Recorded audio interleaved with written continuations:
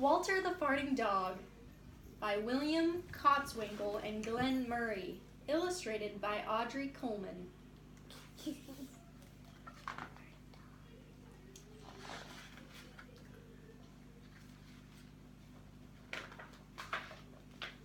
Betty and Billy brought Walter home from the dog pound. Nobody wanted him, said Billy. But we love him, said Betty. Well, he smells awful, said their mother. I think you'd better give him a bath. Mother walked in and said, he still smells awful. And that's when they got the first clue, the telltale bubbles in the water. He's probably just a little nervous, said Mother, hopefully. His stomach must be upset. But Walter's stomach wasn't upset. Walter's stomach was just fine. He felt perfectly normal. He just farted a lot. Like these things are called Fart Buster and Fart Off. He did it when he bathed. He did it when he played with Betty and Billy. He did it when he walked around the house. He did it in the dining room. He did it in the kitchen. And he did it in his sleep. Oh, my dog. Yeah, it is. That dog farts morning, noon, and night, said Father. He can't help it, Daddy, said Betty and Billy. They didn't mind Walter's farts. So what if he farts, Billy said to Betty when they were alone in their room with Walter. Betty agreed. Walter agreed, too. He sat there looking innocently around, farting. Take him to the vet, said Father. Farting, said the vet, or rectal flatulence, as we say in the medical profession, and prescribed a change in diet. This says, Sweet Creatures Veterinary School. They gave Walter every kind of dog food. He farted. They tried him on cat food. They gave him hot dogs, hamburgers, and lettuce and tomato sandwiches. Do you think a hamburger would make him stop farting? No, that probably makes it worse. They gave him fried chicken. They gave him rabbit food. They made him a vegetarian. No matter what that dog eats, he turns it into farts, roared Father.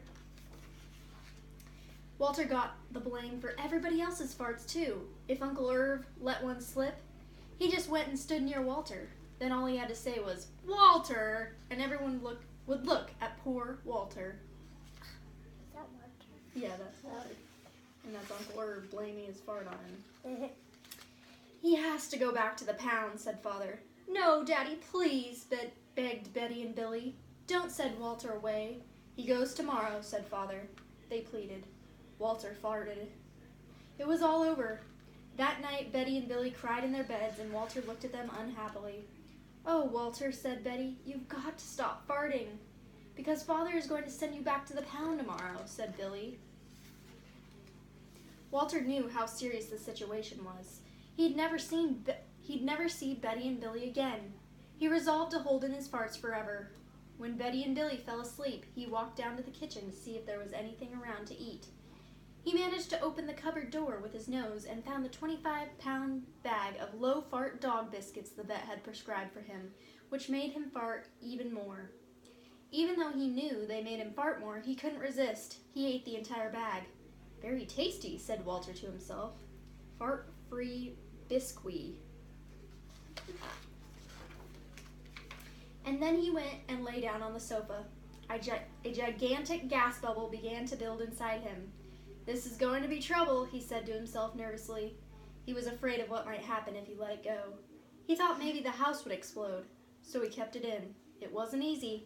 In fact, it was torture. But he had resolved never to fart again. His future depended on it. As he lay there with his tail wrapped tightly between his legs, he heard a noise at the window. He watched it slowly open. A pair of burglars came through. They dropped silently into the kitchen. Watch out for the dog, said one of the burglars. He won't bite, said the other. He's a wimp.